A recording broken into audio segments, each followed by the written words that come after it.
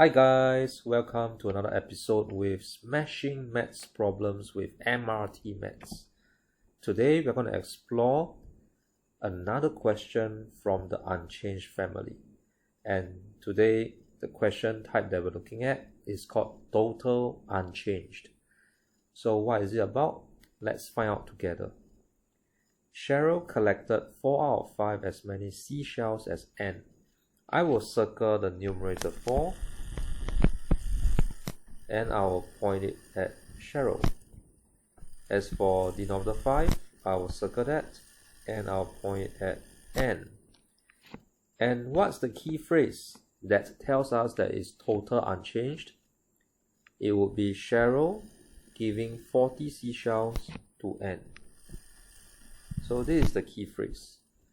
Because whenever there is some form of internal transfer, as in I give you, or you give me, or A gives B, B gives A, the total will remain the same.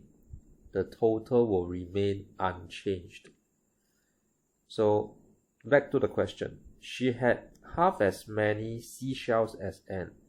So who is the she over here? It has got to be Cheryl.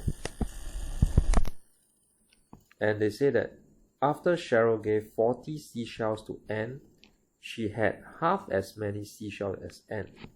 So I will write 1 out of 2 to represent half. I will circle the numerator 1. I'll point over at S for Cheryl. As for denominator 2, I'll point over at N. So first question, how many seashells did Cheryl have at first? So Cheryl at first. Second question, how many seashells did N have in the end? And last but not least, they are asking us for the total. The total seashells collected by the two girls. So having done the basics, let's get down to the highlighter. B-Y-R-O-G. So B for blue, Y for yellow,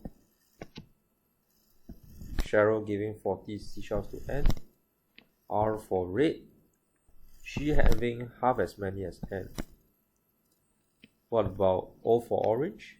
They're asking us for Cheryl at first. Then G for green, we want N in the end. And because this question exceeded 5 key information, we are back to blue again, which is the total. And how should I solve this question? Once again, I will draw the BCA ratio table, except that this time round, at the back part of the table, there is a total column. So how does it look like? Let's take a look together. So we have Cheryl. We also have N. We also have difference. So once again, it's a reminder for everyone, when you are drawing this table, be sure to use pencil. So if you make any mistakes, it will be easy for you to change.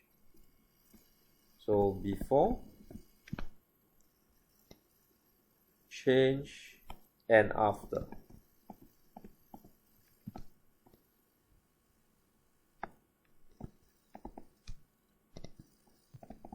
Oh no, I think I made a mistake. It shouldn't be difference, because difference unchanged was covered in the previous episode. So instead of difference, our column has got to be total. T-O-T-A-L. Alright, let's proceed. So Cheryl collected 4/5 as many seashells as N, which means that Cheryl's 4 units, N is 5 units, and the total will be 9 units. So they told us that after Cheryl gave 40 seashells to N, she had half as many as N, which means that in the end, Cheryl have 1 unit, N will have 2 units, and the total becomes 3 units. So this question is actually very simple, because our objective our job is to make total the same for the before and the after. And we realize that the total units for before is already 9 units. So if we were to find the LCM of 9 and 3, it will be 9. So all I need to do is to change the total units for the after from 3 to 9. And how will I do that? By multiplying by 3. So that's what I'm doing right now. I'm multiplying all the numbers by 3. All the numbers for the after by 3. And once I do that, I'll have 3 units for Cheryl. I'll have 6 units for N. And I'll have 9 units as the total. So how do we know that we are on the correct track, that we are on the right track in solving this question? If we look carefully, from 4 units to 3 units, there is a drop of 1 unit. Okay, we minus 1 unit, meaning 4 units minus 1 unit, we get 3 units. What about for N? N was 5 units at first. After receiving 1 unit of seashells from Cheryl, N's seashells became 6 units. So when we examine this ratio table very carefully, we realize that there is minus 1 unit and there is plus 1 unit at the change row. So this is very important. This is a confirmation to all of us that this question is indeed total unchanged. Because for total unchanged questions, there will be minus plus or plus minus of the same number of units in the change row. So indeed, because Cheryl gave 40, there is a drop for Cheryl. Because N received 40, there is an increase of 1 unit for N. So when we write down the next equation, right, the 1 unit, it has got to be 40. And I obtain the 1 unit from the 1 units that are written down in green on my ratio table. So 1 unit is 40. Question 1 asks to find out how many seashells did Cheryl have at first. So Cheryl at first has got to be 4 units. So I'll just write it down. Cheryl at first. Cheryl at first, 4 units.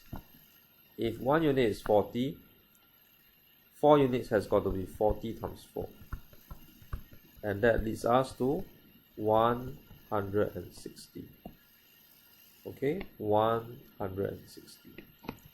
And that has got to be our answer for part A.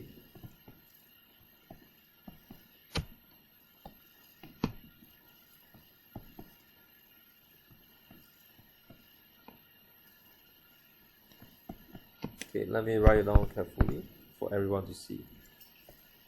Therefore, part A is indeed 160.